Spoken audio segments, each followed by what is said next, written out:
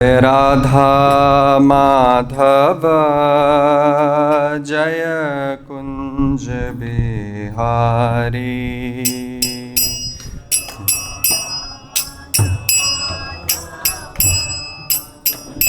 जय कुंज बिहारी। जय राधा माधव जय कुंज बिहारी। जय राधा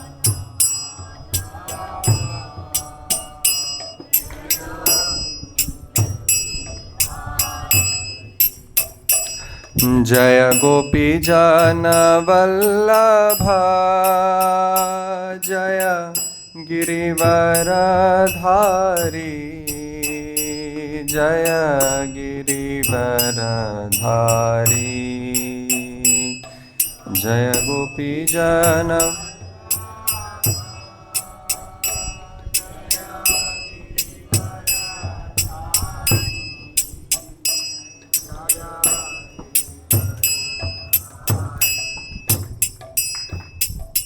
यशोदानंदन व्रज जनारंजन।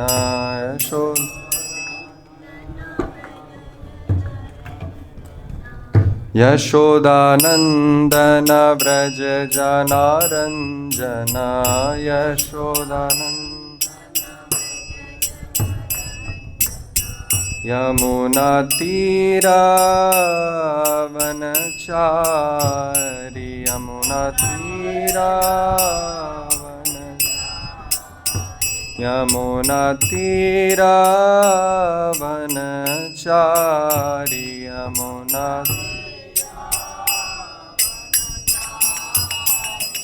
जय राधा माधव जय कुंज बिहारी। जय राधा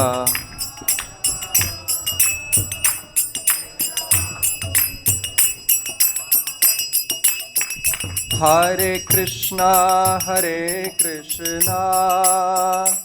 कृष्ण कृष्णा हरे हरे। हरे राम राम राम हरे हरे।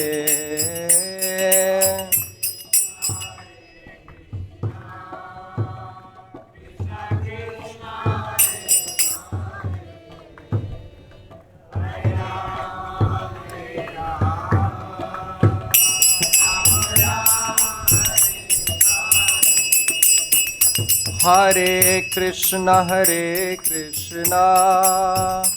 कृष्ण कृष्णा हरे हरे। हरे राम राम राम हरे हरे।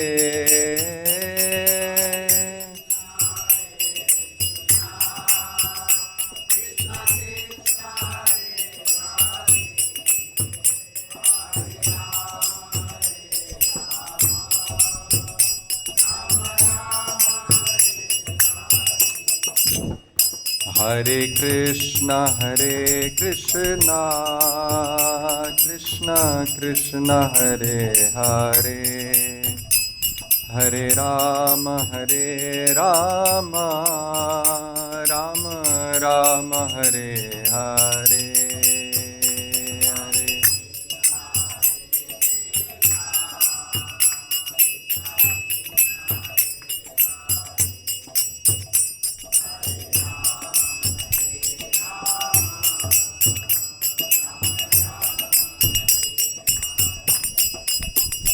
जय राधा श्याम सुंदर राधा श्याम सुंदर श्री राधे।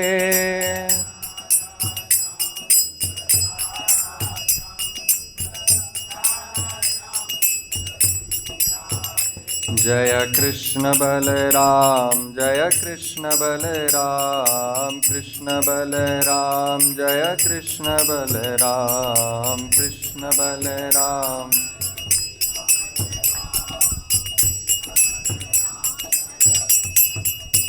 जय गौरनिताय जय गौरनिताय गौरनिताय जय गौरनिताय गौरनिताय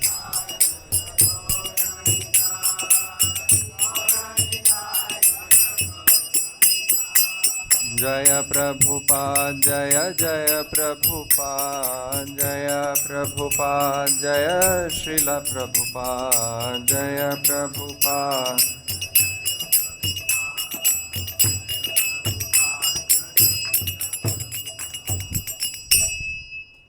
श्रील प्रभुपाद की जय। निताय गौर प्रेमानंदे हरि हरि बोल। ओम नमो भगवते वासुदेवाय ओम नमो भगवते वासुदेवाय ओम नमो भगवते वासुदेवाय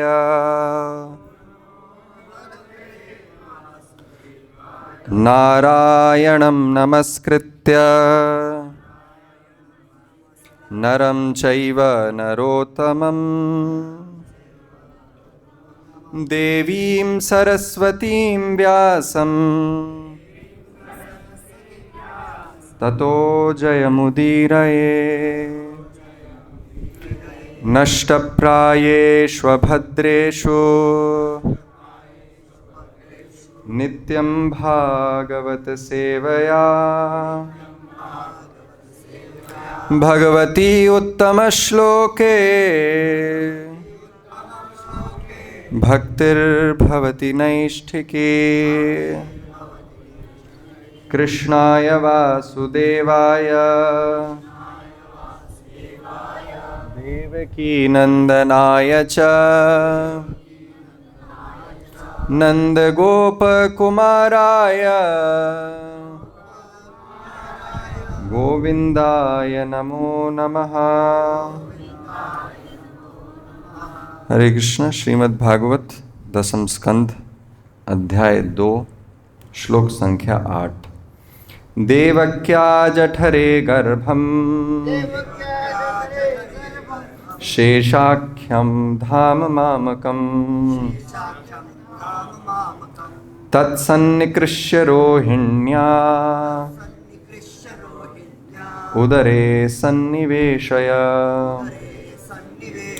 देवक्या जठरे गर्भं शेषाख्यं धाम मामकं तत्सन्निकृष्य रोहिण्या उदरे सन्निवेशय। देवक्या जठरे गर्भं शेषाख्यं धाम मामकं तत्सन्निकृष्य रोहिण्या उदरे सन्निवेशय। देवक्याः देवकी के जठरे गर्भ में गर्भम भ्रूण शेषाख्यम भगवान श्री कृष्ण के पूर्ण विस्तार शेष नाम से विख्यात धाम पूर्ण विस्तार मामकम मेरा तत् उसको सन्निकृष्य निकाल करके रोहिण्याः रोहिणी के उदरे गर्भ के भीतर सन्निवेशय बिना कठिनाई के स्थानांतरित करो। अनुवाद और तात्पर्य श्रील प्रभुपाद जी के द्वारा। श्रील प्रभुपाद की जय। देवकी के गर्भ में संकर्षण या शेष नाम का मेरा पूर्ण विस्तार है, तुम उसे बिना किसी कठिनाई के रोहिणी के गर्भ में स्थानांतरित कर दो। तात्पर्य: भगवान श्री कृष्ण के प्रथम विस्तार श्री बलदेव हैं, जो शेष भी कहलाते हैं। पूर्ण पुरुषोत्तम भगवान के शेष अवतार सारे ब्रह्मांड को धारण करते हैं और इस अवतार की शाश्वत माता है माता रोहिणी। श्री भगवान ने योगमाया से कहा, चूंकि मैं देवकी के गर्भ में जा रहा हूँ, अतः शेष अवतार पहले ही वहाँ पहुँच चुके हैं और उन्होंने वहाँ मेरे रहने की पूरी व्यवस्था कर दी है। अब उन्हें अपनी माता रोहिणी के गर्भ में प्रवेश करना चाहिए। इस संबंध में कोई पूछ सकता है कि पूर्ण पुरुषोत्तम भगवान जो सदैव दिव्य रूप में स्थित हैं, किस तरह देवकी के उस गर्भ में प्रवेश पा सके, जिसमें पहले ही 6 असुर षड्गर्भवास कर चुके थे।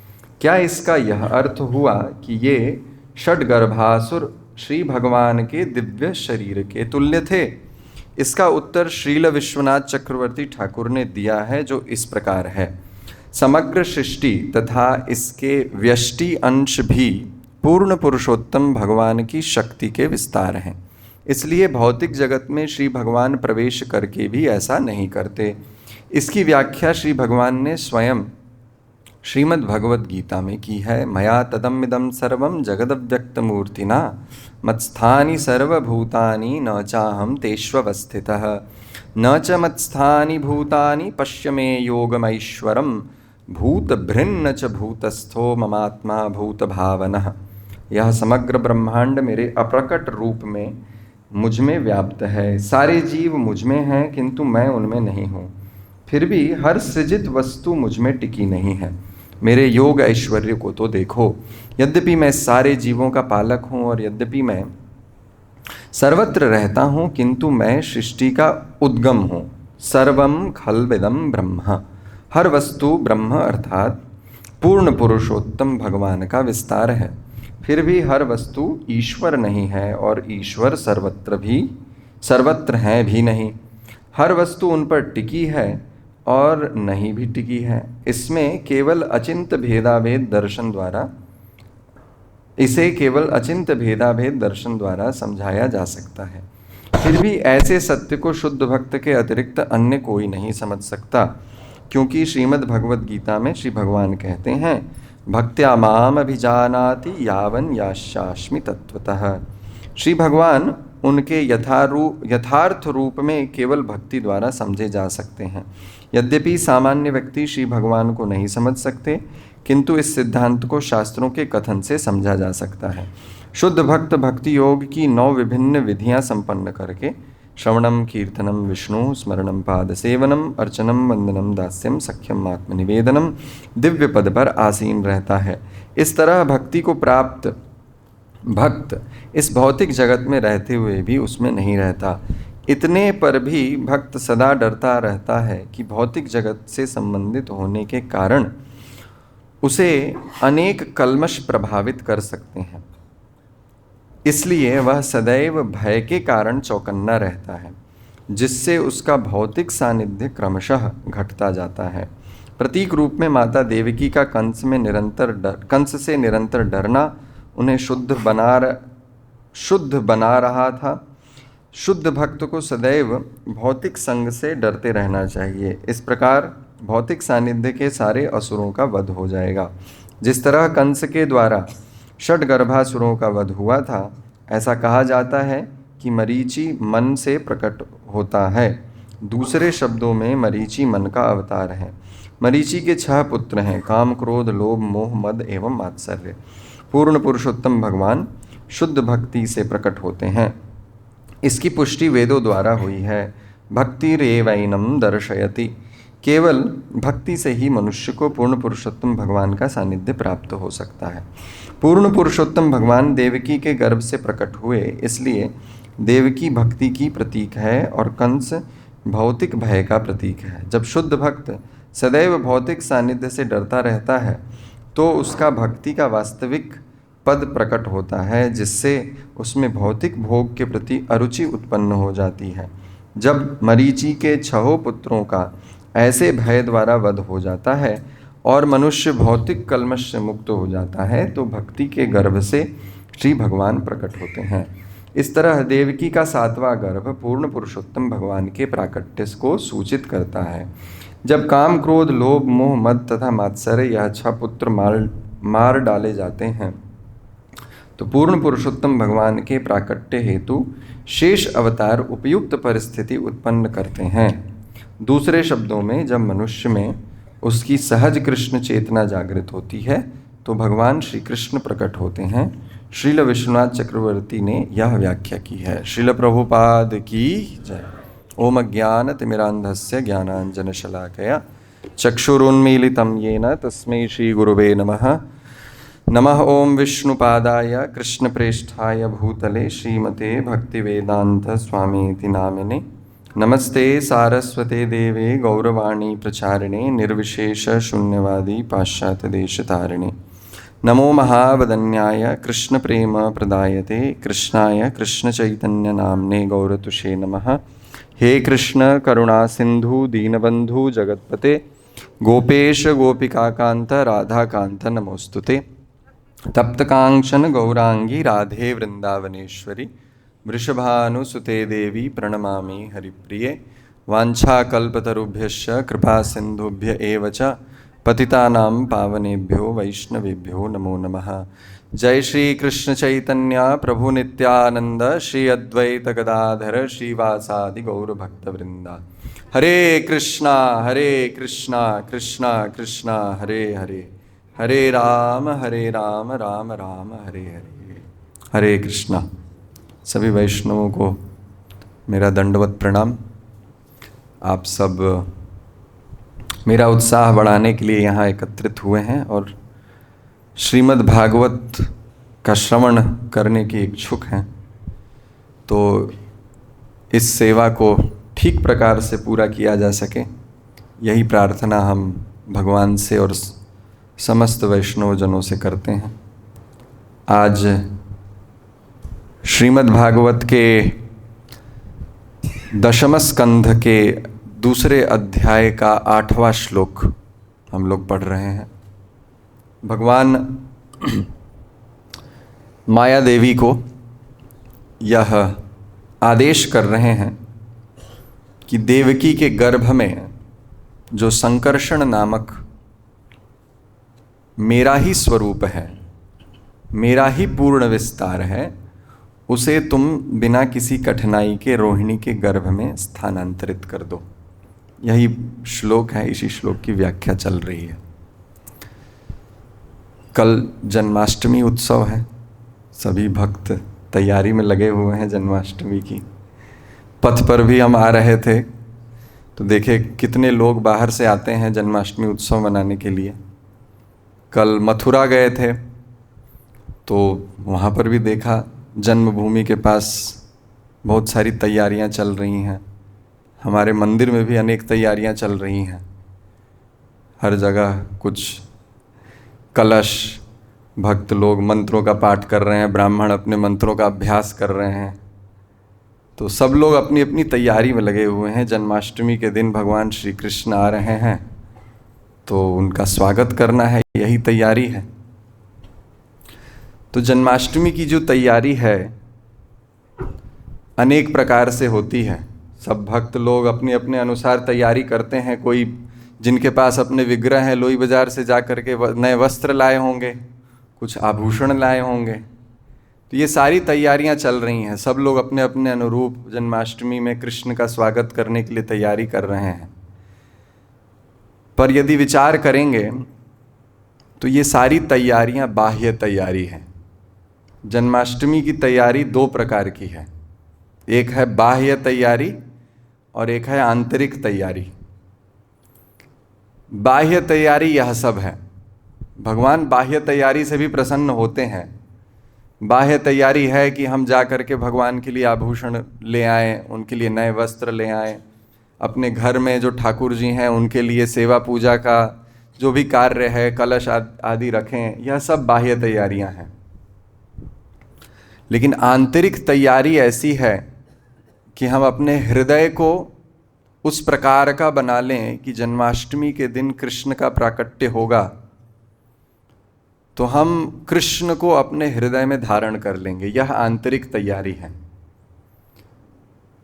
अगर देवकी के संबंध में देखा जाए, देवकी के गर्भ से भगवान का प्राकट्य हुआ। देवकी वसुदेव की कौन सी बाह्य तैयारी थी, विचार कीजिए।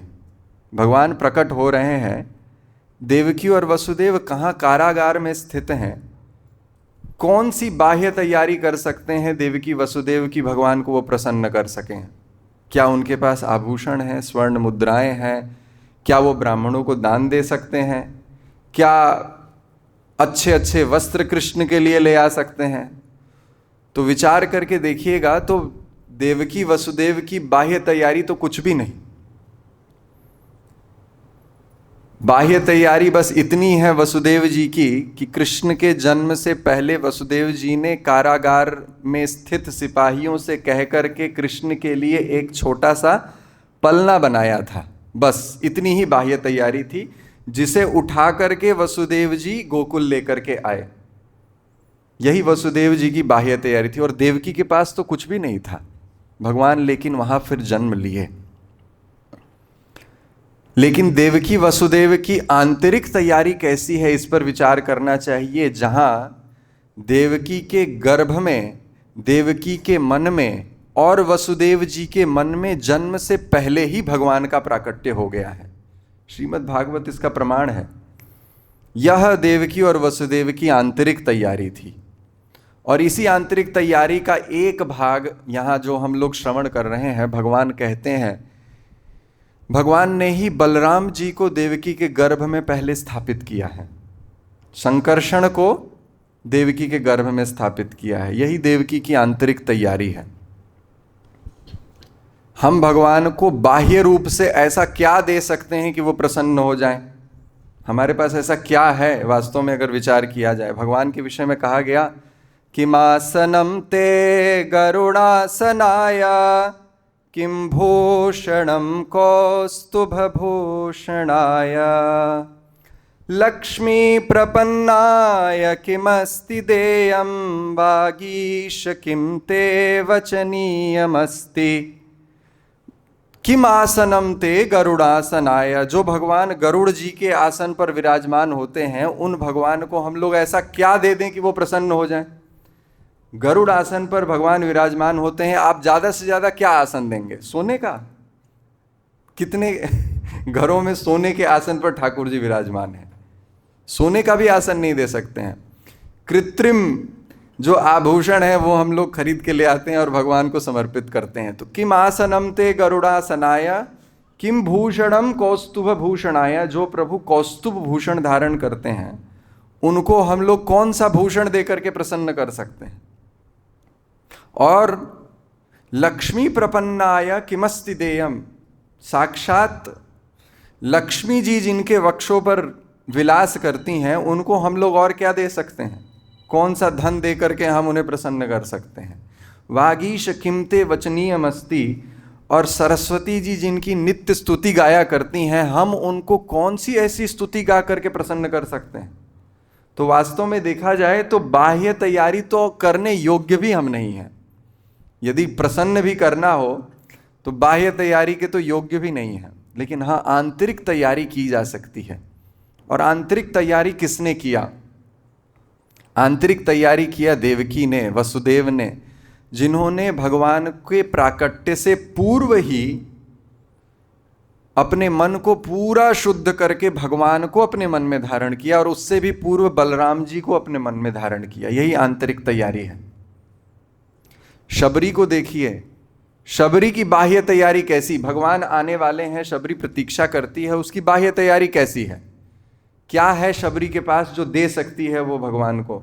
लेकिन शबरी की आंतरिक तैयारी, उसका प्रेम हृदय का कितना श्रेष्ठ है कि भगवान को जूठे बेर दिए लेकिन भगवान ने खाया। यह आंतरिक तैयारी है। और वहीं दूसरी तरफ विचार किया जाए तो दुर्योधन की बाह्य तैयारी का पर विचार कीजिए। भगवान जब हस्तिनापुर में शांति दूत बन करके आए हैं, तो भगवान के स्वागत के लिए दुर्योधन की कितनी तैयारी थी। दुर्योधन ने कितनी बड़ी बड़ी तैयारियां करके रखी थी। राजमहल सजा करके रखा था कि कृष्ण को यहां रखेंगे और किसी प्रकार से कृष्ण को अपने ऐश्वर्य के द्वारा मैं बांध लूंगा, ऐसा सोचा था दुर्योधन ने कि नहीं?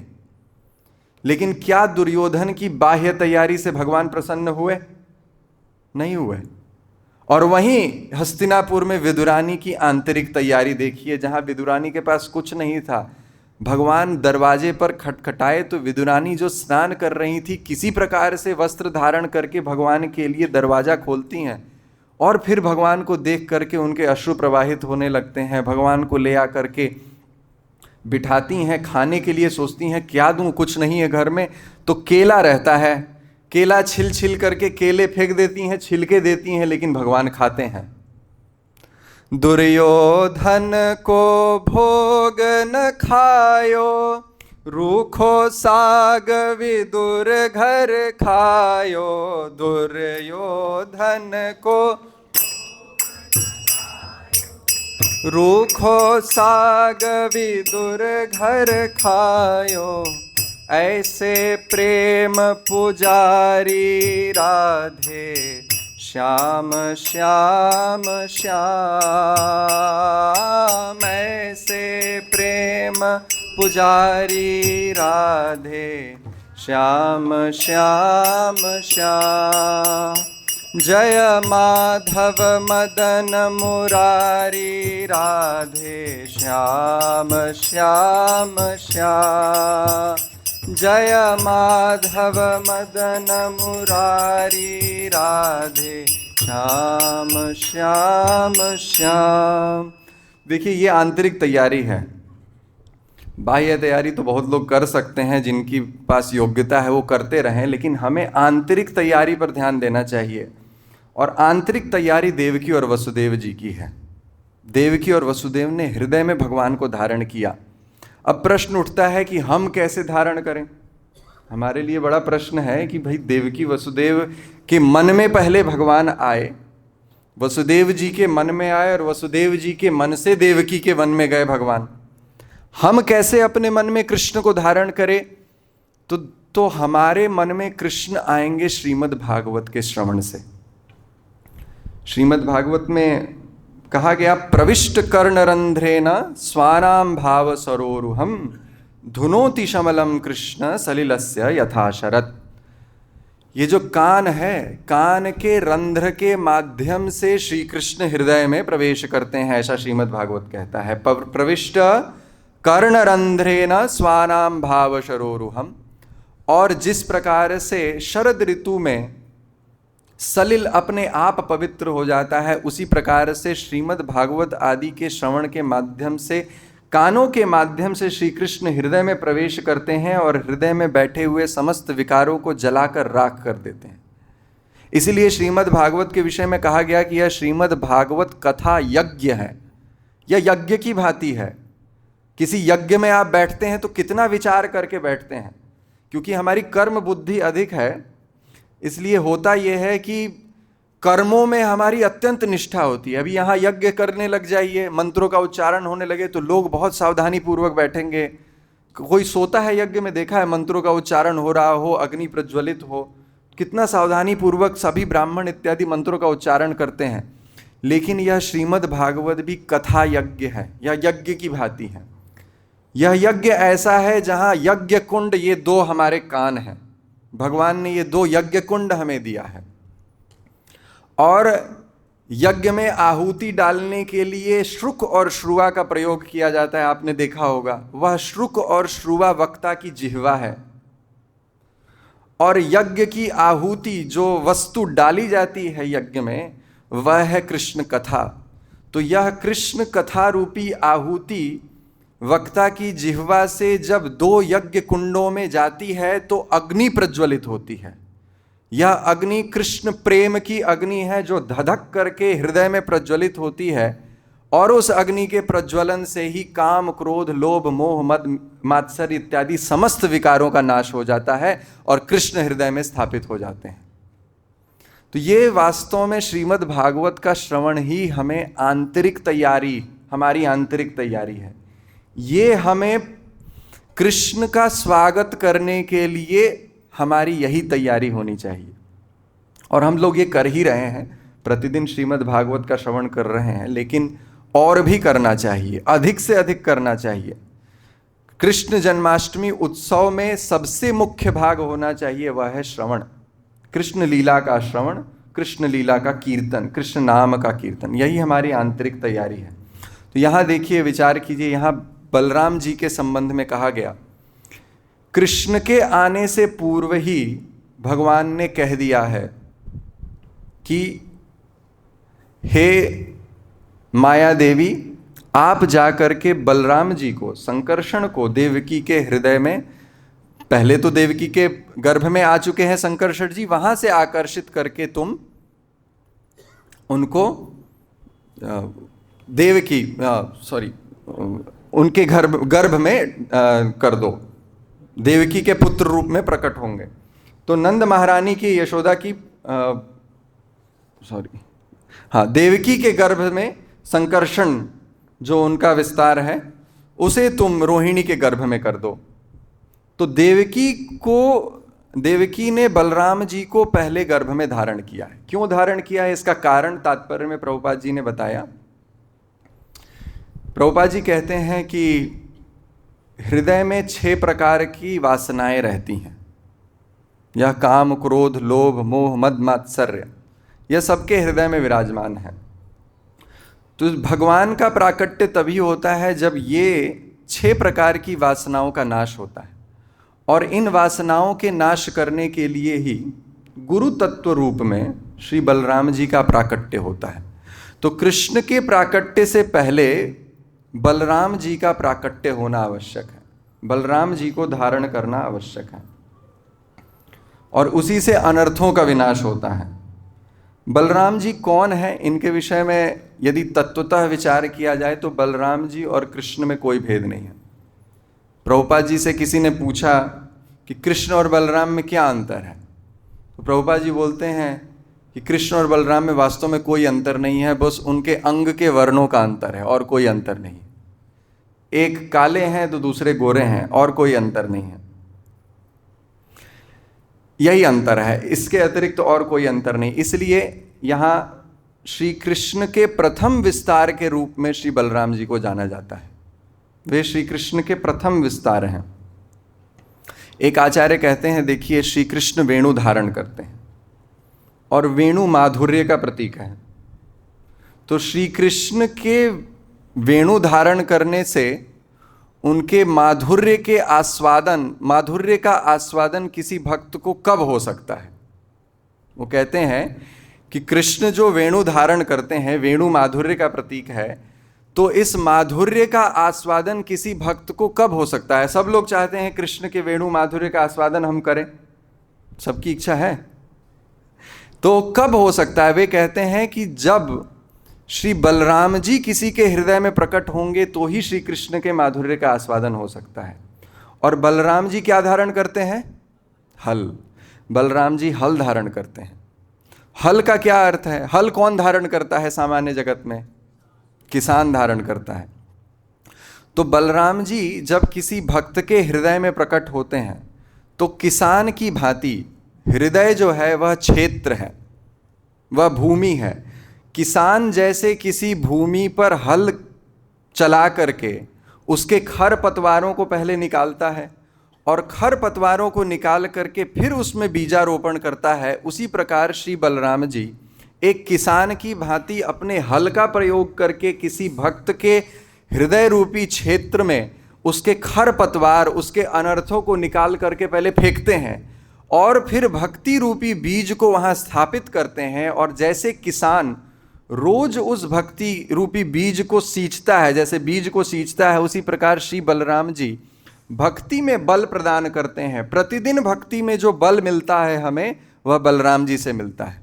वो बलराम जी उस भक्ति रूपी बीज को वहां रख कर उसे बो करके उसे रोज सिंचन करते हैं और धीरे धीरे यह भक्ति रूपी लता बढ़ती है और बढ़ते बढ़ते श्री कृष्ण के चरणों को प्राप्त कर जाती है। तो ये बलराम जी का कार्य है। बलराम जी के बिना कृष्ण की प्राप्ति नहीं हो सकती। उपनिषद में कहा गया, नायम आत्मा बलहीनेन लभ्यो। बल के बिना व्यक्ति को कृष्ण की प्राप्ति नहीं हो सकती है। तो बलराम जी का यह कार्य है, कृषक की भांति हमारे हृदय को कृष्ण के अवतरण के लिए बलराम जी तैयार करते हैं। ये बलराम जी का कार्य है। तो कृष्ण और बलराम जी में वास्तव में कोई भी भेद नहीं है। श्री जयदेव गोस्वामी जी ने लिखा है, वह शिव पुषि विषदेवसनम जलदाभम हलहिति भीति मिलित यमुनाभम केशवधृता हलधर रूपा जय जगदीश हरे, जय जगदीश हरे, जय जगदीश हरे। बलराम जी के विषय में वहां पर लिखा केशव धृत हलधर रूप। वास्तव में बलराम जी है कौन? केशव ही हैं जिन्होंने हल को धारण किया है। कृष्ण ही हल को धारण करते हैं तो बलराम जी हो जाते हैं। और उनके विषय में लिखते हैं, वहसी वपुषी विषदेवसनम जलदाभम। जलद का अर्थ होता है मेघ। मेघ की कांति के समान नीले वस्त्र को जो धारण करने वाले बलराम जी हैं। और एक उत्प्रेक्षा करते हैं श्री जयदेव गोस्वामी कि बलराम जी जो नीली धोती या नीले वस्त्र धारण करते हैं, बलराम जी को देख करके ऐसा प्रतीत होता है कि साक्षात यमुना जी ही उनकी धोती के रूप में आकर के प्रकट हो गई हैं, या साक्षात यमुना जी उनकी धोती में या उनके वस्त्रों में आकर के छिपी हुई हैं भय के कारण। यमुना जी को भय हुआ बलराम जी से। जब बलराम जी आए थे कृष्ण का संदेश लेकर के और बलराम जी ने रास लीला करनी चाहिए, तो यमुना जी प्रकट नहीं हो रही थी, यमुना जी पास नहीं आ रही थी। तो बलराम जी ने हल से यमुना जी को जो खींचा, तो उत्प्रेक्षा करते हुए जयदेव गोस्वामी कहते हैं कि ऐसा प्रतीत होता है कि यमुना जल के समान ही नीले वस्त्रों को धारण करने वाले बलराम जी, ऐसा प्रतीत होता है कि उनको उनके वस्त्रों में भय के कारण यमुना जी आकर के छिप गई हैं। ऐसे बलराम जी हैं कौन? केशव धृता हलधर रूप। वे साक्षात केशव ही हैं, श्री कृष्ण ही हैं। इसलिए श्री चैतन्य चरितामृत में श्री कृष्णदास कविराज गोस्वामी ने लिखा है, हरे कृष्ण प्रभु जी, आप चैतन्य चरितामृत में जो लिखा है आप सब लोग मेरे पीछे दोहराइए। सर्व अवतारी कृष्ण स्वयं भगवान, ताहार द्वितीय देह श्री बलराम, एक ही स्वरूप दोहे भिन्न मात्र काय, आद्य काय व्यूह कृष्ण लीलार सहाय,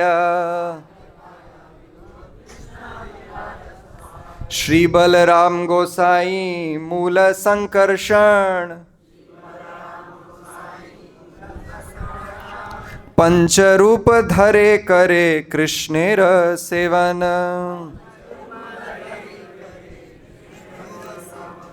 श्री चैतन्य चरितामृतकार कृष्णदास कविराज गोस्वामी नित्यानंद प्रभु के तत्व का जब व्याख्यान करते हैं, वहां बलराम जी के भी तत्व का व्याख्यान कर रहे हैं और कहते हैं सर्व अवतारी कृष्ण। कृष्ण कौन है?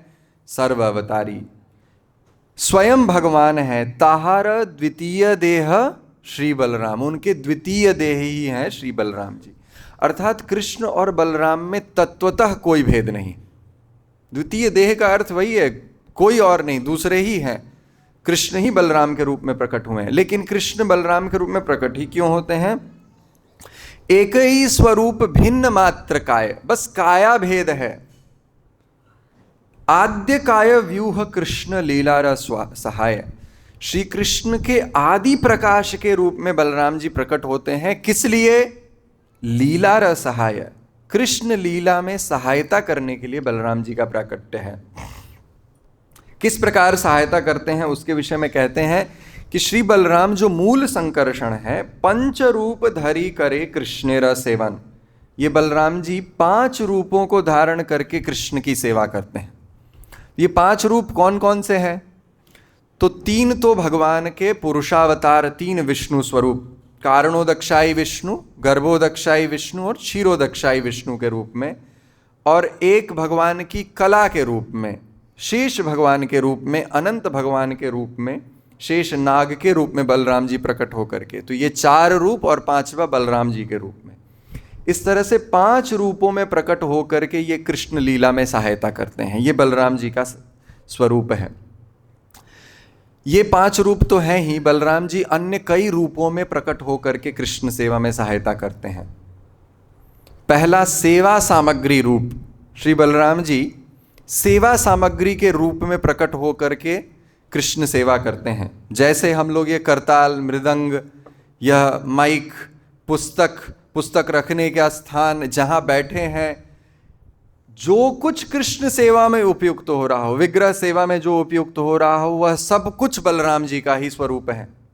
इसलिए श्री यामुनाचार्य जी ने भगवान शेष के विषय में एक श्लोक उद्धृत किया अपनी स्तुति करते हुए। आप सब लोग उसे देख सकते हैं।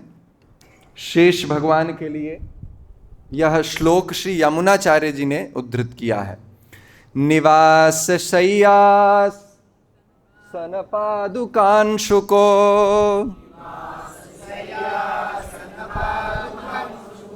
पिधान वर्षा तपवारणादिभिः शरीर भेदैस्तव शेषतां गत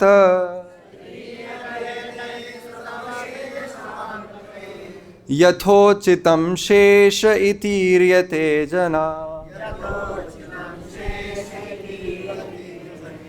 देखिए, इनके विषय में भी, बलराम जी के विषय में, शेष के विषय में कह रहे हैं निवास शय्यासन पादुकांशुको। निवास स्थान, भगवान जहाँ रहते हैं वह निवास स्थान भी बलराम जी। शय्या, जहाँ भगवान शयन करते हैं, वह भी बलराम जी।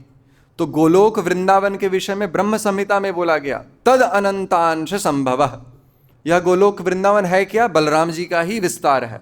यह वृंदावन भूमि क्या है? यह भी बलराम जी का विस्तार है। निवास शय्या सनस पादुकांशुक, पादुका के रूप में भी बलराम जी आते हैं और शुक के रूप में अर्थात छत्र के रूप में भी बलराम जी आते हैं। किस लिए? तो निवारण करने के लिए, तप, वारण, वर्षा इत्यादि से निवारण करने के लिए बलराम जी ही छत्र रूप में भगवान की सेवा करते हैं। इस तरह से अनेक अनेक सेवा सामग्री के रूप में बलराम जी प्रकट होकर के कृष्ण की सेवा करते हैं। यह उनका पहला स्वरूप। 5 रूपों में बलराम जी सेवा करते हैं। पहला क्या हुआ? सेवा सामग्री रूप। तो जो कुछ सेवा की सामग्री हमें दिख रही है वह सब कुछ बलराम जी का ही प्राकट्य है, बलराम जी का ही स्वरूप है।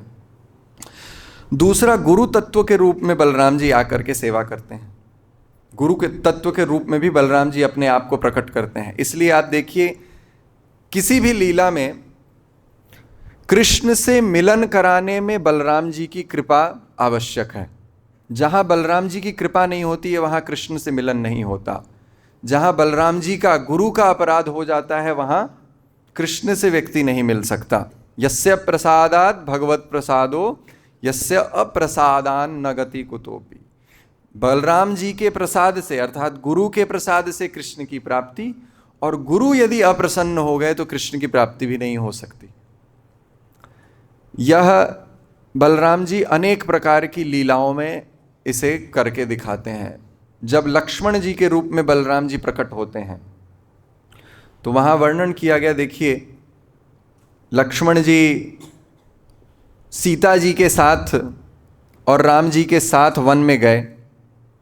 जब वन में गए तो एक बार एक मृग को देख करके सीता जी का मन विचलित हुआ। उन्होंने कहा भगवान राम को कि ये स्वर्ण मृग मुझे ले आकर के दीजिए। भगवान तो जानते थे कि ये स्वर्ण मृग है नहीं, राक्षस है, लेकिन फिर भी भगवान ने सीता जी की बात को रखने के लिए वो मृग को लाने के लिए गए। लक्ष्मण जी को वहाँ रख करके गए थे भगवान कि यहाँ तुम रहना और सीता की रक्षा करना। वहाँ मृग की खोज में जब भगवान गए हैं तो मृग तो राक्षस था, उसने भगवान के ही स्वर में जोर जोर से पुकारा, हे लक्ष्मण, हे सीते, मुझे बचाओ, मेरी रक्षा करो, मेरी रक्षा करो। जब इस प्रकार से उस मृग ने पुकारा तो सीता जी सुन करके वे विचलित हो गई कि देखो देखो लक्ष्मण, कहीं भगवान राम के ऊपर संकट तो नहीं आ पड़ा, जाओ और उनकी रक्षा करो। लक्ष्मण जी जो बलराम जी हैं, गुरु तत्व हैं, वे भगवान की महिमा को जानते हैं कि भगवान को कौन सा संकट पड़ सकता है। अवश्य ही यह कोई माया जाल है, लेकिन लक्ष्मण जी ने कहा कि आप चिंतित न होइए माता, भगवान अभी आ जाएंगे, आप बिल्कुल विचलित ना होइए। और बार बार यह जोर जोर से आवाज सुनाई देती, जहां भगवान राम के ही स्वर में वह राक्षस जोर जोर से पुकारता। लक्ष्मण जी जब सुने तो वो समझ गए कि कुछ तो माया जाल है, लेकिन सीता जी बार बार आग्रह करने लगी। बार बार आग्रह करने पर भी जब लक्ष्मण जी नहीं जाते तो सीता जी ने क्रोध में आकर के लक्ष्मण जी से यह कह दिया कि हे लक्ष्मण, लगता है तुम इसी दिन की प्रतीक्षा कर रहे थे कि राम जब नहीं रहेंगे तो तुम मेरा एकांत में भोग कर सको। इस प्रकार के वचन को सुन करके लक्ष्मण जी अपने कानों में हाथ डाल लिए और हाय हाय कह करके अब उनसे रहा नहीं गया। सीता जी के अत्यंत आग्रह करने पर लक्ष्मण जी को वहां जाकर के भगवान की रक्षा करने के लिए वहां जाना पड़ा।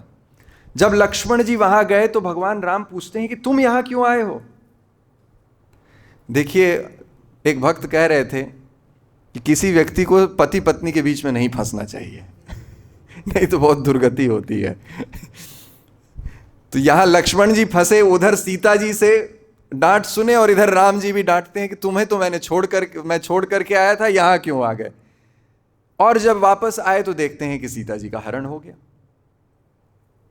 तो विचार कीजिए, एक आचार्य लिखते हैं रामायण की टीका में कि जो भगवान जयंत के एक प्रहार करने पर, जयंत ने भगवान राम और सीता जी जब चित्रकूट में विराजमान हैं तो जयंत जो कौवे के रूप में आकर के सीता जी के वक्षस्थल पर उसने प्रहार किया था, उस जयंत के ऊपर भगवान राम ने एक तिनका फेंका। वह तिनका ही ब्रह्मास्त्र के रूप में जयंत के पीछे पीछे पूरे ब्रह्मांड में उसे घुमाता रहा।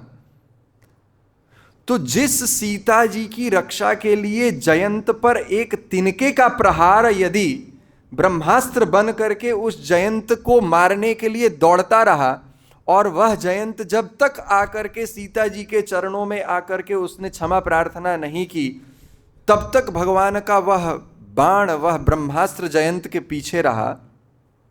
ऐसे सीता जी की रक्षा करने वाले भगवान राम, सीता जी का हरण हो गया, छाया सीता का हरण हुआ है, छाया सीता का हरण हो गया, और फिर भी भगवान राम ने कुछ नहीं किया। वन वन भ्रमण करते रहे और वन वन भ्रमण करते करते अश्रु प्रवाहित करते रहे। यह कौन सी संगति बैठती है इसमें? क्या कारण था? आचार्यगण लिखते हैं क्योंकि छाया सीता के द्वारा गुरु तत्व लक्ष्मण जी का अपराध हुआ था। गुरु तत्व लक्ष्मण जी का अपराध हुआ था, इसलिए इतना दुख भोगना पड़ा। जो भगवान सर्वज्ञ हैं, जानते हैं, जटायु आदि के द्वारा बता दिए जाने के बाद भी कि रावण लेकर के गया है रावण की लंका, क्या भगवान नहीं जानते हैं? और क्या भगवान सीता जी की रक्षा नहीं कर सकते थे? लेकिन जानबूझ करके अपराध के कारण, यह शिक्षा देने के लिए, वास्तव में भगवान की लीला है, लेकिन जीवों को शिक्षा देने के लिए कि गुरु तत्व का यदि अपराध होगा तो भगवान रक्षा नहीं करने वाले। और इसलिए जब हनुमान जी वापस जाते हैं सीता जी को अंगूठी देने के लिए और भगवान राम के संदेश को देने के लिए, तो जब हनुमान जी वापस जा रहे होते हैं तो सीता जी ने हनुमान जी से कहा कि हे हनुमान, राम को जाकर प्रणाम तो करना, लेकिन जाकर लक्ष्मण जी को भी प्रणाम करना, क्योंकि मेरा उनके चरणों में अपराध हुआ था और इसी कारण से लगता है कि मेरा भगवान से वियोग हो गया है। तो गुरु तत्व में श्री बलराम जी शिक्षा भी देते हैं। जब भगवान रामचंद्र सीता जी की खोज कर रहे थे तो सीता जी को ले जा रहा था रावण, तो सीता जी ने क्या किया था, अपने आभूषणों को निकाल निकाल करके वन में फेंक दिया था कि भगवान राम खोज पाए। जब भगवान राम खोजते खोजते वन में चलते चलते उन आभूषणों को पाए, तो वे आभूषण, भगवान राम तो ऐसी विरह अवस्था में थे कि वे तो आभूषण भी नहीं पहचान पाते, इसलिए लक्ष्मण जी को दिखाते थे। लक्ष्मण, क्या तुम इन आभूषणों को पहचानते हो? क्या तुम इन कान की बाली को, नाक के इन आभूषणों को, इनको पहचानते हो? रामायण में वर्णन आया है कि लक्ष्मण जी ने कहा है, ना हम जानामि केयूरे, ना हम जानामि कुंडले, नूपुरत्वे भी जानामि नित्यम पादाभिवंदनात्। लक्ष्मण जी कहते हैं कि हे प्रभु, मैं इन कुंडलों को, केयूर को, इन सब आभूषणों को तो नहीं जानता हूं। हाँ, मैं सीता जी के इन चरणों के आभूषण को, नूपुरों को अवश्य जानता हूं। क्यों? क्योंकि मैं नित्य उनके चरणों की ही वंदना करता था। लक्ष्मण जी के विषय में कहा गया है कि 14 वर्ष तक लक्ष्मण जी ने मुख उठा करके सीता जी के मुख का भी दर्शन नहीं किया। इस प्रकार गुरु तत्व में कैसे भगवान राम और सीता भगवान और भगवान की शक्ति की सेवा करते हैं, यह बलराम जी शिक्षा देते हैं। तो यह गुरु तत्व का उनका दूसरा स्वरूप है। तीसरा स्वरूप संकर्षण के रूप में भगवान बलराम जी ही इस जगत में 3 विष्णु स्वरूप और भगवान की कलावतार शेषनाग के रूप में भगवान की सृष्टि लीला में भगवान की सहायता करते हैं। यह इनका तीसरा स्वरूप है। अब विस्तार पूर्वक इसका वर्णन नहीं कर सकते क्योंकि समय कम है। चौथा स्वरूप है नित्यानंद प्रभु के रूप में। श्री बलराम जी गौर लीला में गौरांग महाप्रभु की कृपा को वितरित करने के लिए नित्यानंद प्रभु के रूप में आकर के प्रचार कार्य करते हैं। यह उनका चौथा स्वरूप है। और पांचवा स्वरूप, कहीं व्रज में कुछ भक्तों के द्वारा ऐसा भी वर्णन है कि मंजू श्यामा सखी के रूप में श्रीमती राधा रानी के बहन के रूप में भी बलराम जी अपने आप को प्रकट करके यहाँ पर सेवा किया करते हैं। इस तरह से 5 रूपों में बलराम जी सेवा करते हैं। व्रज में बलराम जी की सेवा और अद्भुत। अब देखिए, व्रज में अनेक प्रकार के भक्त हैं, सब एक एक रूप में अपनी सेवा करते हैं। सबका भाव एक प्रकार का है। माँ यशोदा वात्सल्य में सेवा करती हैं, सखा लोग सख्य भाव में सेवा करते हैं, वृक्ष इत्यादि शांत रस में होकर के सेवा करते हैं, गैयाएँ ये वात्सल्य शांत के मिश्रण रस में भगवान की सेवा किया करते हैं। लेकिन बलराम जी का व्रज में अद्भुत स्वरूप है। ये बलराम जी व्रज में 5 रसों में सेवा किया करते हैं। तो जैसा कि हमने पूर्व में वर्णन किया कि भगवान के निवास स्थान के रूप में भी बलराम जी प्रकट होते हैं, इसलिए ब्रह्म संहिता में इस वृंदावन भूमि को, गोलोक वृंदावन को भी बलराम जी का ही स्वरूप माना गया है। तद अनंतांश संभव, ऐसा वर्णन किया गया। उस गोलोक को सहस्रपत्र कमलाक्ष, सहस्रपत्र के रूप में वर्णन किया गया और कहा गया कि ये बलराम जी का ही प्रकाश है। तो वे बलराम जी वृंदावन में 5 रस में सेवा करते हैं। प्रथम शांत रस में धाम के रूप में, दास्य रस में यह भी देखा जाता है कि जब कृष्ण वन में विचरण करते हुए किसी वृक्ष के नीचे आकर के लेट जाएं तो बलराम जी आकर के चरण संवाहन भी करते हैं। तो दास्य भक्त के रूप में भी बलराम जी सेवा करते हैं ब्रज में। सख्य भक्त के रूप में बलराम जी सखा की भांति भगवान के साथ खेला भी करते हैं, यह भी देखा गया है। और सखा की भांति उलाहना भी दिया करते हैं। भगवान जब मिट्टी खा रहे थे, मृद भक्षण लीला में वर्णन किया गया कि भगवान जब मिट्टी खा रहे थे तो सभी सखा देखे कि अरे कृष्ण मिट्टी खा रहा है, सब बलराम जी के पास गए। बलराम, अरे तुम्हारा भाई मिट्टी खा रहा है। तो बलराम जी दौड़ते हुए गए और कृष्ण से बोले, कृष्ण तुम मिट्टी खा रहे हो? तो कृष्ण ने कह दिया कि हाँ मेरी जो इच्छा मैं खाऊंगा, तुम क्या करोगे? तो जब ऐसा कह दिया तो बलराम जी सोचे कि ये ऐसे नहीं मानेगा।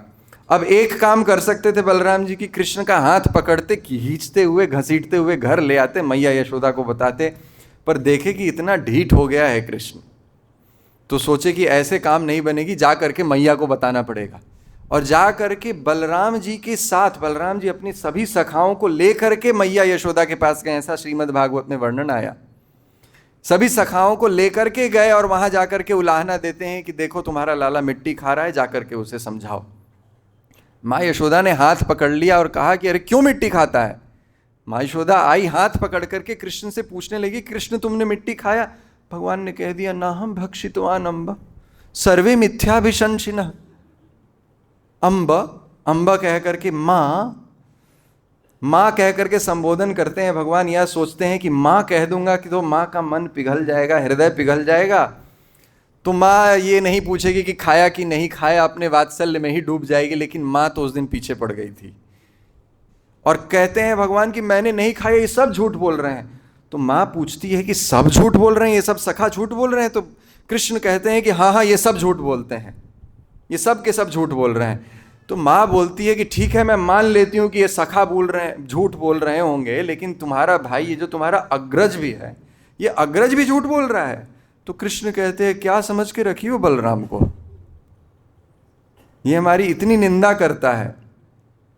सूरदास जी ने बहुत सुंदर पद में गाया है, मैया मोरी दाऊ बहुत खिझायो, मैया मोरी दाऊ बहुत खिझायो, मोसो कहत मोल को लीन हो, मोसो कहत मोल को लीन हो, तू जशोमती कब जायो, मैया मोरी दाऊ बहुत खिझायो। तो इस तरह से बलराम जी कह रहे हैं, बलराम जी को कृष्ण कहते हैं माँ यशोदा को कि अरे तुम दाऊ को क्या समझ के रखी हो, मैया मोही दाऊ बहुत खिझायो, बहुत खिझाता है मुझे, चिढ़ाता है। क्या कहता है, मोसो कहत मोल को लीनो, तू जशोमती कब जायो। ये दाऊ हमारे सखाओं के साथ आकर के कहता है कि देखो कृष्ण, देखो तुमको खरीद करके लाए हैं, नंद और यशोदा तुम्हारे माता पिता नहीं है, तुमको दुकान से खरीद करके लाए हैं, और तुम्हें क्या याद है कि तुम्हारा जन्म कब हुआ था। अब कृष्ण क्या बोले, किसको याद होता है कि उसका जन्म कहाँ हुआ था और कब हुआ था। तो बलराम जी कहते कि तुम्हें याद है कि तुम्हारा जन्म कब हुआ था। मोसो कहत मोल को लीनो, मोसो तू जशोमती कब जायो, हाँ तू जशोमती कब जायो, मैया मोरी दाऊ बहुत खिझायो, मैया मोरी दाऊ बहुत खिझायो। कहाँ करो इसी रिस के मारे, बोलिए कहाँ करो खेलन हो नहीं जात, खेलन हो नहीं जात, पुनि पुनि कहत कौन है माता, पुनि पुनि कहत कौन, कौन है तेरो तात, कौन है तेरो तात, मैया मोही दाऊ बहुत खिझायो, मैया मोही दाऊ बहुत खिझायो। तो कहता है क्या, कृष्ण कह रहे हैं यशोदा मैया से कि देखो इसी रिस के कारण, इसी क्रोध के कारण तो रोज मुझे ये सखा लोग आके चिढ़ाया करते हैं, बोलते हैं तुम यशोदा और नंद के बेटे नहीं हो। ये बलराम आकर के कहा करता है, पुनि पुनि कहत कौन है माता, कौन है तेरो तात, कौन है तुम्हारी माता, कौन है तुम्हारे तात। क्यों, गोरे नंद यशोदा गोरी, अरे यशोदा गोरी, नंद गोरे और तुम काले, तो तुम काले कैसे हो गए, जरूर तुमको दुकान से खरीद के ले आए। यही कहते हैं, चुटकी दे दे ग्वाल नवावत, चुटकी दे दे हसत सब मुस्कान, हसत सब मुस्कान, मैया मोरी दाऊ बहुत खिझायो, मैया मोरी दाऊ बहुत खिझायो। फिर कहते हैं, तू मोही को मारन सीखी, तू मोही को दाऊ ही कभू नहीं खीजे, हाँ दाऊ ही कभू नहीं खीजे, मोहन मुख रिस की ये बातें, मोहन मुख रिस की ये बात, जशोमती सुनी सुनी रीझे, हाँ जशोमती सुनी। तो फिर बलराम जी कह रहे हैं, देखिए कृष्ण कह रहे हैं बलराम जी के संबंध में, देखो माँ देखो, जब भी कोई बात आती है घर में कि माखन चोरी हुई, उद्दंड हुआ, तो सब सखा मिल करके करते हैं, दाऊ जी भी साथ रहते हैं, लेकिन आज तक तुमने बलराम को डांटा। जब बात आती है तो मुझे डांटती हो तू मोही को मारन सीखी, मुझे मारना तो तुम सीख गई, दाऊ ही कभू नहीं खींचे, दाऊ पर तो तुम कभी नहीं खींचती हो। मोहन मुख की ऋषिये बातें, मोहन के मुख से इस प्रकार की बातें सुन करके माँ यशोदा बड़ी रीझ रही हैं कि आज तो कन्हैया क्या कह रहे हो। और आगे कहती हैं माँ यशोदा, अब कहने लगी, सुनहु कान्ह बलभद्र चबाई, सुनहु कान्ह जनमत ही को धो, जनमत ही को धो। सूर श्याम मोही गोधन की सौ, सूर श्याम मोही गोधन की सौ, हो माता तू पूत, हो माता तू पूत। मैया मोही दाऊ बहुत खिझायो, मैया मोही। तो माँ यशोदा सुन करके ऐसी रीझ गई और कन्हैया को समझाने के लिए कहने लगी, देखो सुनहु काल बलभद्र चबाई, अरे सुन कानो, मैं समझ गई। देखो ये बलभद्र जो है ना, ये जन्मत ही धूर्त, जन्म से ही धूर्त है, मैं जानती हूँ। और मैं सौगंध लेती हूँ, 9 लाख गैयाएं हमारी हैं, इन सब की सौगंध मैं खाती हूँ कि मैं माता तू पूत, मैं तुम्हारी मैया हूँ, तू मेरा बेटा है।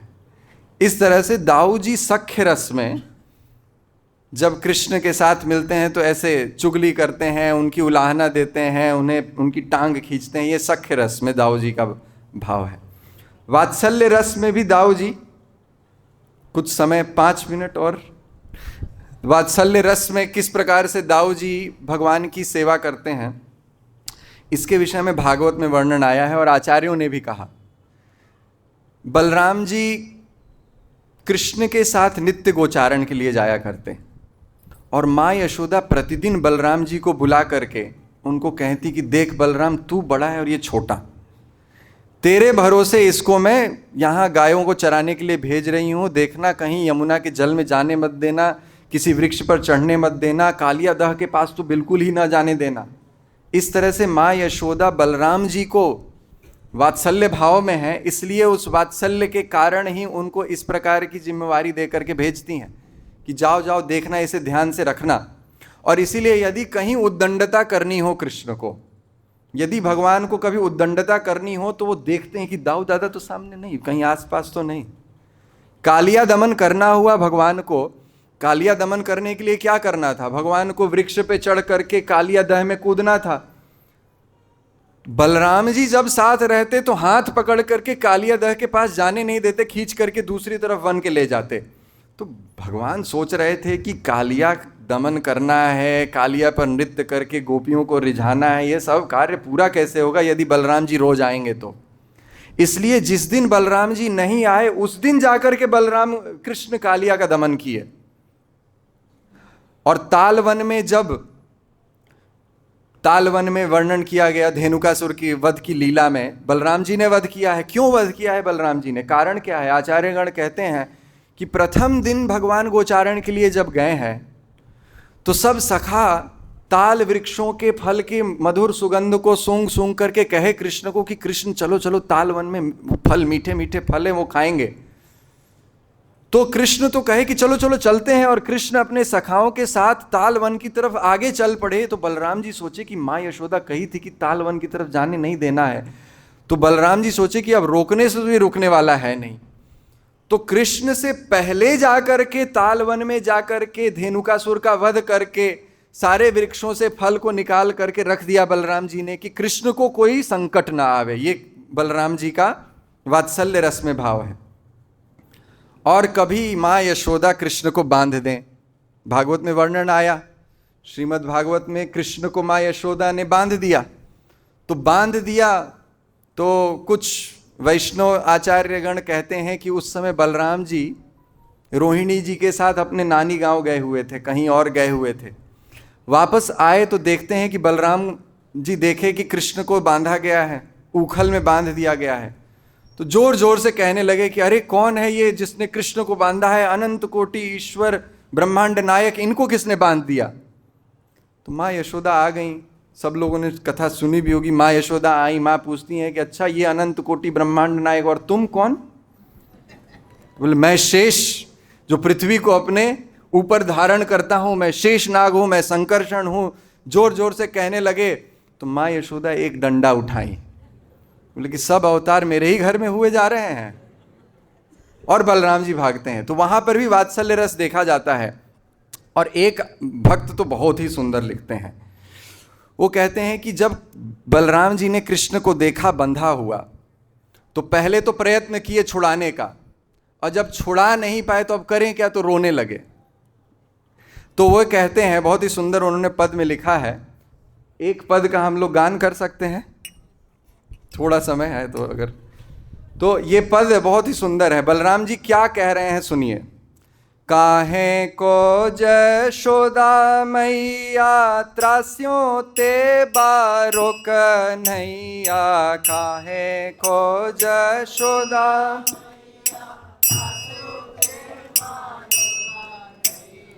मोहन हमारो भैया के तो दधी पिए, तो मोहन हमारो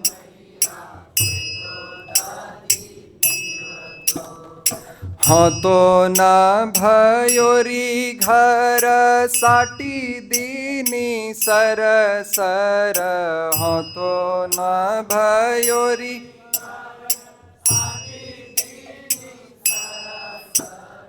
बांध्यो कर जेवरीनी, कैसे देखी जिए, तो बांध्यो कर।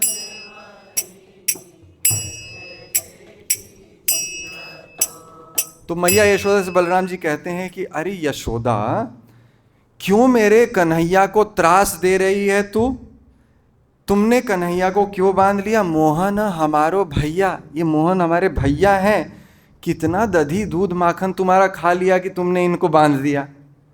तुम्हारे यहाँ दूध दही की कमी है क्या कि तुमने इनको बांध दिया? और मैं घर पर नहीं था, मैं घर पर नहीं था, इसीलिए। अब बलराम जी ये सोच रहे हैं कि मैया ने अवश्य छड़ी लेकर के कृष्ण को बहुत मारा है, तब तो इतना रो रहा है। कृष्ण भी जानबूझ के और ज्यादा भी रोते थे बलराम जी को देख करके। तो वो सोच रहे हैं कि जरूर मैया ने कुछ छड़ी का प्रयोग किया है। तो बलराम जी कहते हैं कि देखो मैं घर पर नहीं था, इसीलिए तुमने छड़ी उठा करके कृष्ण पर छड़ी का प्रयोग किया है। और कैसे मेरी आंखें तो देख नहीं पा रही हैं, वात्सल्य भाव है ना, तो मेरी आंखें तो देख नहीं पा रही हैं कि कृष्ण कैसे बंध गया है। आगे कहते हैं, गोपाल सबनी प्यारो, ताको ते कीन्हो प्रहारो, जाको है मो। गोपाल सबनी प्यारो, ताको ते कीन्हो प्रहारो, जाको है मोह को गारो, अजगुत किए तो मोह को गारो, अजगुत किए तो। और हो तो को बिन जननी जानतो सो, कैसे जाई पव तो जो अंगूरी नीचिए तो। और हो तो को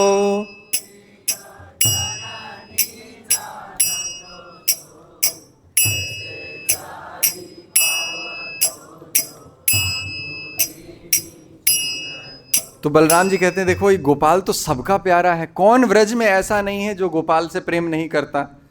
लेकिन वो कह रहे हैं कि और तुमने इस गोपाल को बांध दिया, तुम यदि जननी नहीं होती, यदि तुम मैया नहीं होती तो मैं देख लेता, यदि कृष्ण की कोई उंगली भी छू दे तो मैं बता देता कि क्या करना है। इस तरह से बलराम जी रोते हुए मैया यशोदा के सामने प्रार्थना कर रहे हैं कि कृष्ण को छुड़ा दिया जाए, कृष्ण के इस रस्सी बंधन को छोड़ दिया जाए और कृष्ण फिर हमारे साथ आकर के खेलेंगे। इस तरह से वात्सल्य रस में और माधुर्य रस में भी कुछ सेवाएं बलराम जी किया करते हैं। तो इस प्रकार से बलराम जी की महिमा है। ग्रंथराज श्रीमद् भागवतम की जय। निताय गौर प्रेमानंदे। हरि हरि बोल। हरे कृष्ण।